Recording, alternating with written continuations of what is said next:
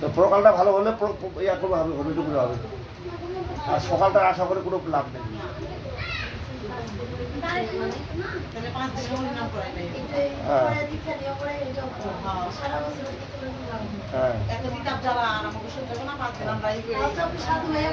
আর যদি দান দক্ষিণা শিখবেন না কেন? দান দক্ষিণা মনে করেন সবচেয়ে দান করা ভালো হাতি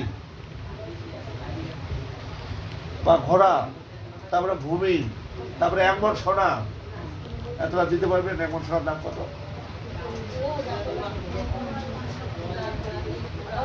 তারপরে সুবর্ণ,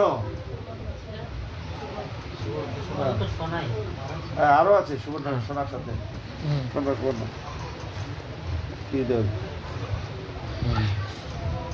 ওইটা বাইর করলে অত সময় নাই তো। হ্যাঁ তারপরে আর যদি সহজ উপায় চান তাহলে সেটা বুদ্ধি আমার কাছে আছে, যে তাড়াতাড়ি যেন ভগবানকে পাই, বা অল্প সময়ের মধ্যে, বা অল্প সময়ের মধ্যে। কথাটা বুঝছেন? ভাগবতে আছে খটাঙ্গ মহারাজ 2 মিনিটের মধ্যে ভগবানকে লাভ করেছে।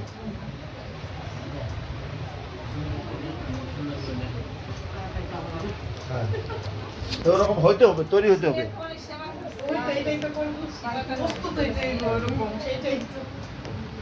এখন শোনেন, বলছে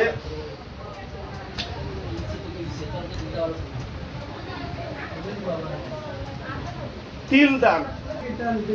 আর রাতে শুলে কি লাগে বলুন তো? রাতে শুলে কি চায়?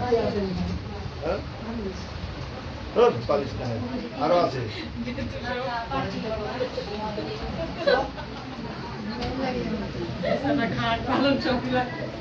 রাতে শুতে গেলে মশারি টানেন না? মশা গেলা কিরকম করে? সুযোগ খুঁজে চতুর্দিকে ঘুরে, কোথায় ফাঁক আছে সেটা ঢুকে। আমাদের মানুষগুলা কি করে, যে কোথায় সুবিধা আছে, জগৎবন্ধু না রামকৃষ্ণ মিশন না লোকনাথ, এই যে আজকে বৈষ্ণব সমাজ আছে, সারিয়া বৈষ্ণব সমাজ নিস্তার পেয়ে যেতে পারে, তাই না? বৈষ্ণব সমাজ যদি করিতে না পারে তাহলে মশার মতো সুযোগ আছে কি জানেন? তিল দান। তিলের তো দাম আর অল্পতে অনেকগুলা পাওয়া যায়। আর তিলের দ্বারা কি হয়?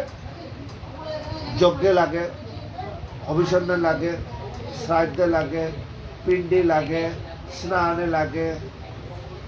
তিল দান, এই তিল দানের দ্বারা আপনারা উদ্ধার হতে পারবেন। আর কি বিক্রি করলে কি লাভ হয় বলুন তো? বাড়িঘর না জমি জায়গা না হাতি ঘোড়া বলুন? এটা যদি বলতে পারেন তাহলে আজকে আমার ভাগের প্রসাদটা তাকে দান করে দেবো, আমি আর পাবো না। হ্যাঁ,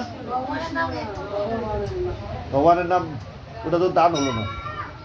আমি কিছু দানের কথা। আপনি কি বিক্রি